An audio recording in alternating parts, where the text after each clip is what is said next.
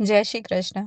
श्रीनाथ जी चरित्रामृत में आज हम सुनेंगे श्री कुंभन दास जी को भगवदीय पुत्र की प्राप्ति, भाग 9 और 10। कुंभन दास जी, आप तो अमूल्य खजाने के स्वामी हैं। अभी तो समय का मधुर प्रवाह चल रहा है। हम आपको आज नहीं रोकते, पर किसी दिन अवसर देखकर आपको पूरा का पूरा लूट लेंगे। कृपानाथ, जो आपने दिया उसे आप ही वापस ले ले।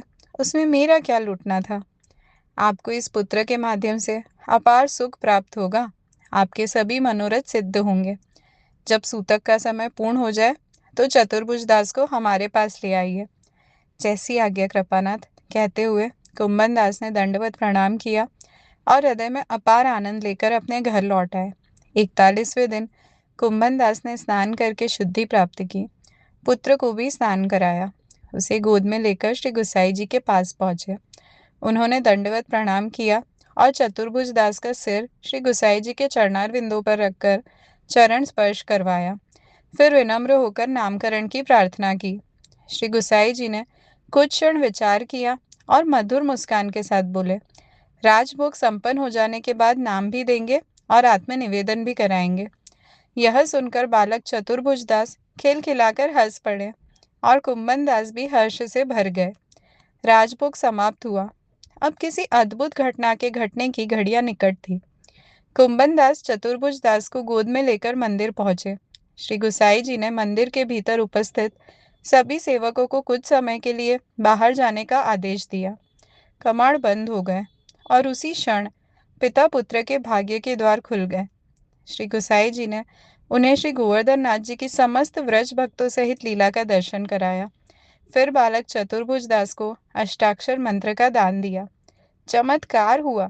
ज्यों ही अष्टाक्षर मंत्र बालक के कानों में पड़ा, वह क्षण भर में बड़ा हो गया।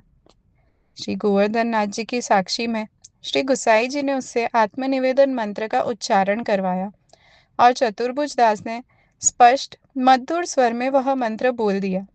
फिर उन्होंने श्रीनाथ जी के चरणों में तुलसी दल अर्पित किया और उसी क्षण श्री गुसाई जी का स्वरूप उनके हृदय में स्थापित हो गया।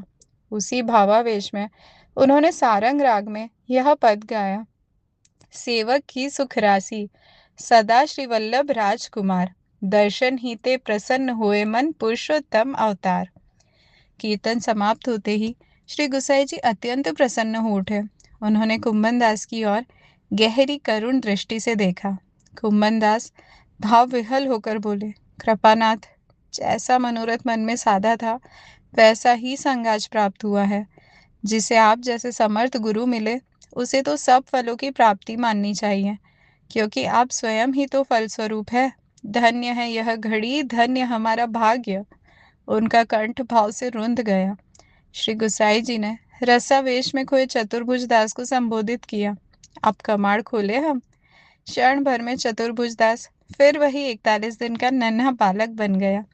श्री गुसाई जी ने अपने ही हाथों से पिता पुत्र दोनों को महाप्रसाद की पातल अर्पित की। महाप्रसाद लेकर कुंभनदास घर लौटे।